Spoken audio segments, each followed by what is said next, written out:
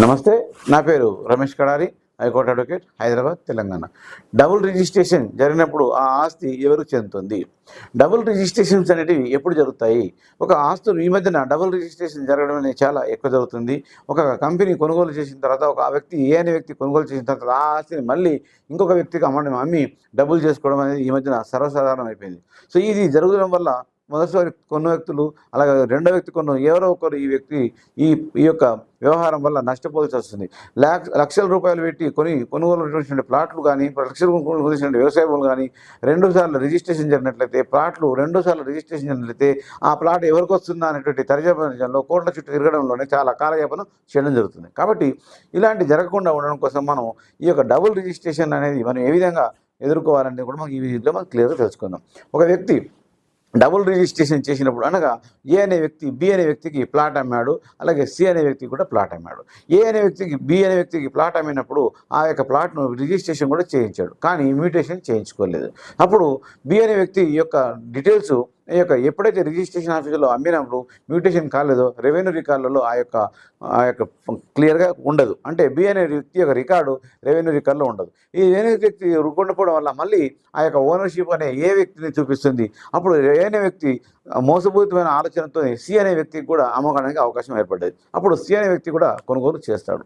ఇప్పుడు ఈ యొక్క బి అనే వ్యక్తి కొనుగోలు చేశాడు, సి అనే వ్యక్తి కొనుగోలు చేశాడు. వీళ్ళిద్దరు కోర్టు చుట్టూ వెళ్ళినప్పుడు మాత్రం ఎవరికి ఈ యొక్క ఆస్తి వస్తుంది అంటే, మొదటగా ఎవరైతే కొనుగోలు చేసినారో వాళ్ళకి మాత్రమే ఆస్తి వస్తుంది. రెండోసారి కొనుగోలు వ్యక్తి నష్టపోవాల్సిన అవసరం ఉంటుంది. కానీ ఇక్కడ ఎప్పుడైతే మ్యూటేషన్ అనే ఒక వర్డ్ మనం ఇప్పుడు రిజిస్ట్రేషన్ చేసుకున్న తర్వాత ఆస్తిని మ్యూటేషన్ అంటే పేర్లు కంపల్సరీ వాళ్ళ యొక్క రెవెన్యూ రికార్డులలో పేర్లు మార్చుకునే పద్ధతిని మ్యూటేషన్ అంటాం.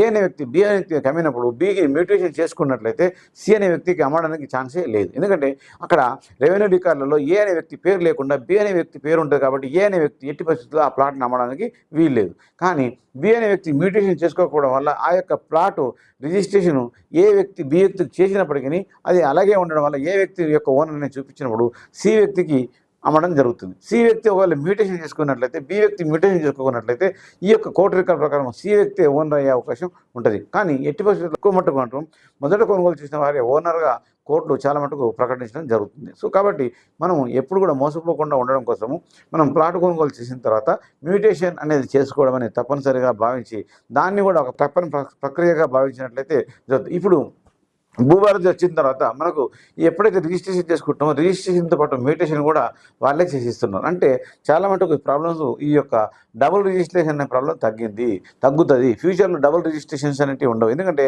ప్రభుత్వం మన యొక్క భూములు కొనుగోలుదారు చేసిన వాళ్ళ యొక్క హక్కులను వాళ్ళ యొక్క వ్యయ ప్రయాసాలను కూడా కాపాడాల్సిన బాధ్యత ప్రభుత్వం పైన ఉంటుంది. కాబట్టి ఈ భూభారతి చట్టం వచ్చిన తర్వాత ఈ యొక్క రెవెన్యూ రికార్డులలో కంపల్సరీ వెంటనే మనం రిజిస్ట్రేషన్ అయిన వెంటనే మ్యూటేషన్ అనేది జరిగిపోతుంది. కాబట్టి ఈ డబుల్ రిజిస్ట్రేషన్స్ అని ఉండకపోవచ్చు అని తెలియజేస్తున్నాను. మీకు ఇంకా ఏమన్నా అటువంటి ఈ యొక్క ల్యాండ్ సంబంధించిన సమస్యలు కానీ మీకు తెలంగాణలో కానీ ఆంధ్ర ఎక్కడైనా ఉన్నట్లయితే మీరు నా డైరెక్ట్ నెంబర్ అక్కడ మీకు కింద ఇవ్వడం జరుగుతుంది. దాంతో మీరు కాల్ చేసి నన్ను సంప్రదించవచ్చు.